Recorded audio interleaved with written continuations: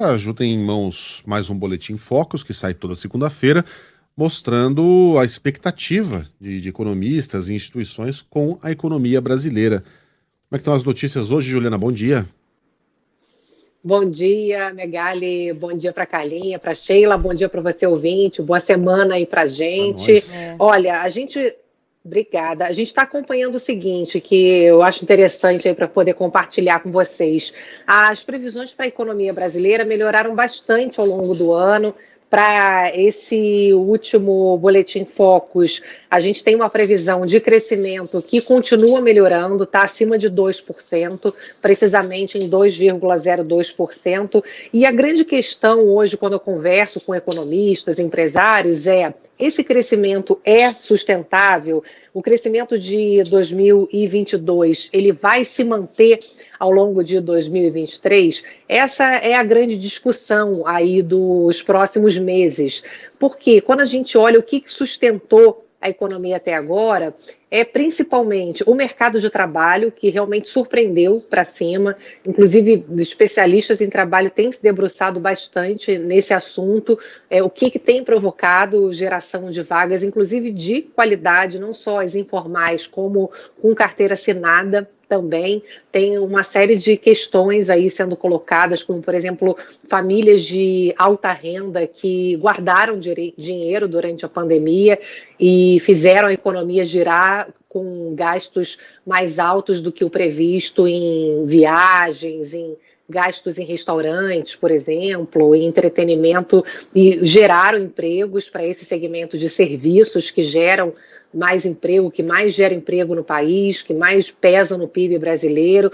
E também teve um peso importante no PIB brasileiro esse ano as medidas de sustentação do governo. O governo liberou bastante estímulos, teve o aumento do Auxílio Brasil esse ano, agora vai aumentar novamente, né? Já aumentou agora no terceiro tri, mas foi importante ali para a primeira metade do ano. Teve a liberação dos saques do FGTS, a antecipação do saque do 13º salário para aposentados e pensionistas do INSS.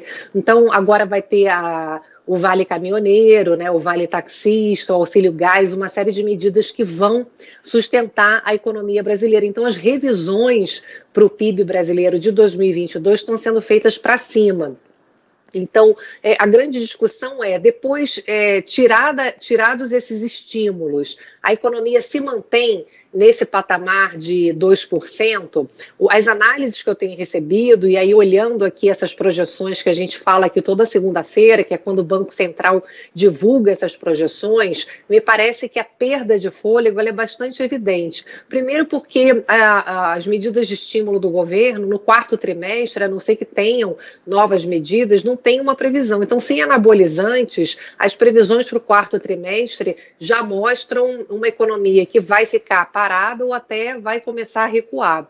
E quando a gente olha aqui as previsões do mundo também, a gente tem conversado que o mundo todo está crescendo menos e tem risco até de recessão na Europa, nos Estados Unidos. Isso também puxa a economia brasileira para baixo. Eu até trago para vocês um dado que eu fiquei bastante impressionada, que quando a gente olha aqui o peso que o mundo tem na economia brasileira, a gente vê que, em relação aos primeiros 3 meses do ano, se o mundo não tivesse crescendo no ritmo que vinha, que era um ritmo forte, a economia brasileira teria recuado no primeiro trimestre. Então, sem a ajuda do mundo, a economia brasileira não teria tido um desempenho positivo no primeiro trimestre, aqui pelos cálculos dos economistas.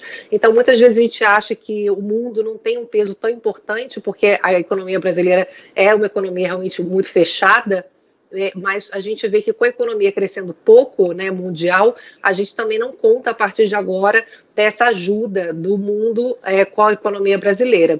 Então, olhando para frente, a gente pode, obviamente, ser surpreendido, fazer um bom dever de casa, ter uma agenda econômica clara aí para o próximo governo, mas a gente precisa realmente ficar muito atento e cobrar dos governantes para que o Brasil deixe de, o tempo todo, ser aquele país do voo de galinha. Né? A gente cresce, daqui a pouco cai de novo, cresce e cai de novo. A gente precisa de medidas que sustentem a economia, o mercado de trabalho, né, o emprego e a renda de forma mais sustentada, não só medidas superficiais. A gente precisa de um país que realmente seja robusto de forma mais permanente.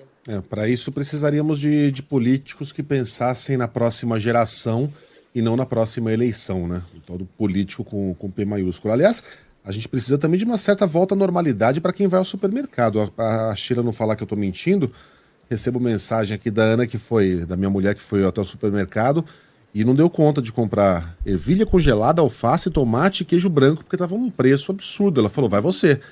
O supermercado lá perto de casa é mais careiro, né? Ela falou, vai você, voltando aí da Band, você passa lá e compra num outro supermercado. R$13 o brócolis. Nossa, gente. Gente, não dá. Ela não teve coragem de comprar com toda a razão.